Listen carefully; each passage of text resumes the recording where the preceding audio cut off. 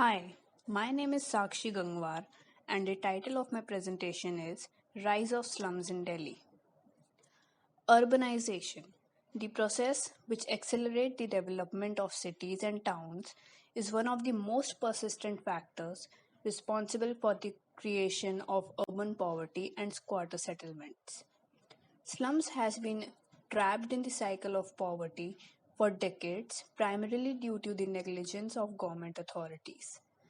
It is important to understand the process of migration in order to trace the causes of growth in the slum population. Migration has consequences for both the individual and the society. It plays a critical role in society, economy, and politics. It also impacts the cultural life of people. New Delhi, the capital of India, has been given the status of an independent state. Today, it is the seat of administration and development. Delhi has gained the heights of advancement and modern lifestyle. It is highly surprising to note that according to a survey conducted in 2009, about 52% of Delhi's population dwells in slums. Delhi is the sixth largest metropolis of the world, but still one third of its residences are part of the slums with no basic resources. More than half of the city's population lives in the slums with inadequate provision of the basic necessities. The urban slums are marked with unemployment, poverty, and struggle for livelihood, primarily because of the lack in the implementation process. In this presentation, we'll be talking about four main themes. First, I'll talk about the process of migration, in which I'll primarily focus on the rural to urban migration, what are the causes, and what could be the possible consequences. Second, I'll talk about the formation of urban slums, where I'll try to find an appropriate answer to the question of rise in slum population despite the ongoing development programs in urban cities. Third theme will be focusing on the existing patterns in the slums of Delhi, where I'll primarily talk about the kinship and economic patterns. At last, I'll talk about the history of slums in Delhi. So, going back to the first section, as we all know, migration refers to a shift in the place of residence. It could be voluntary or involuntary.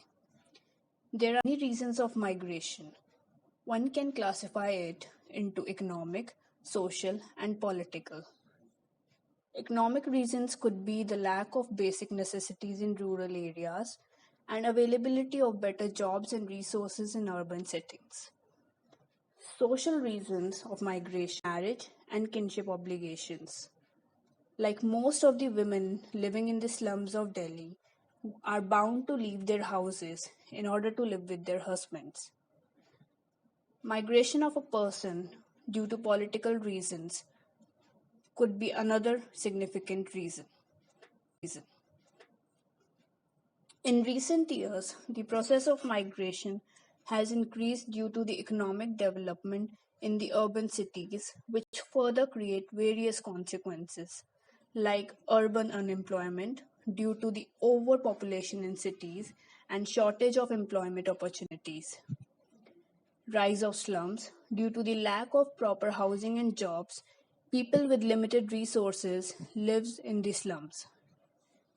Then there is environment pollution due to the increased vehicle and industrial emissions.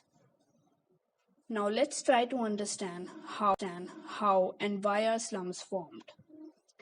There could be various common reasons for this, like growth in population, slow development of rural areas, but the most important reason is the unplanned growth by the authorities. Slums in Delhi hardly underwent through any developmental program. This negligence of authority in provided proper housing and sanitation facilities to the urban poor encourages the growth of slums. Now, if one examines the existing patterns of slums in Delhi, the dominant structure that prevails is the economic and kinship structure. A slum is primarily inhabited by the impoverished and urban poor, who mostly works in the informal sector of the economy, where there is no job security and inadequate income. In most of the cases that I have observed, women in slum do not go out to work. Another interesting thing to note is that the urban slums in Delhi are also a home to the petty traders and organized sector workers who may be better off but incapable of buying or renting a house in the city. While looking at the social structure of the slums in Delhi, it is important to note that most of the social relations are circumscribed by the considerations of kinship, family, and affinity. Migrants living in these slums visit their places occasionally. In, in the case of women living in the slums, there is narrowing of the social horizon because most of them do not work and spend much time with other women living nearby. The last theme of my presentation focuses on the history. Slums in Delhi are operated depending upon a variety of factors, such as ethnic outlook, political connections, and how long they have been established. Key to running many slums are pradhans, that is, area's informal leader who possess a political influence to help their neighborhoods. In few slums of Delhi, there have been cases of ethnic violence that erupts occasionally between certain groups, which have less to do with religious intensity than with claiming a particular territory for its economic appeal. In Delhi, there are few slums that can be described as five-star slum with the facilities of proper running water, electricity, and other necessities. The reason it is a slum is because it is an illegal settlement. The residents do not own the property. Older and established areas where residents have formed a cohesive community ties, such as Dariba Kala in Old Delhi, can also be categorized as a slum because most of the residents does not own the property legally. Urban poor living in the slums forms an ethnic community and get politicized. They act as vote banks to compete for their interest and benefits. In Delhi, some newly formed slums are occupied by a single major ethnic group political influence because they are more likely to follow one set of leaders who can promise political clusters of vote and supporters at rallies. My study on the slums in Delhi is based on primarily the secondary mode of data collection, which includes various articles, documentaries, and books on migration and slum formation.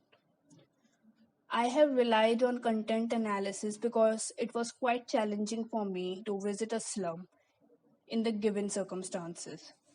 Although I have been situated in North Delhi, known as Lalbagh, which is Delhi's biggest slum, with the estimated population of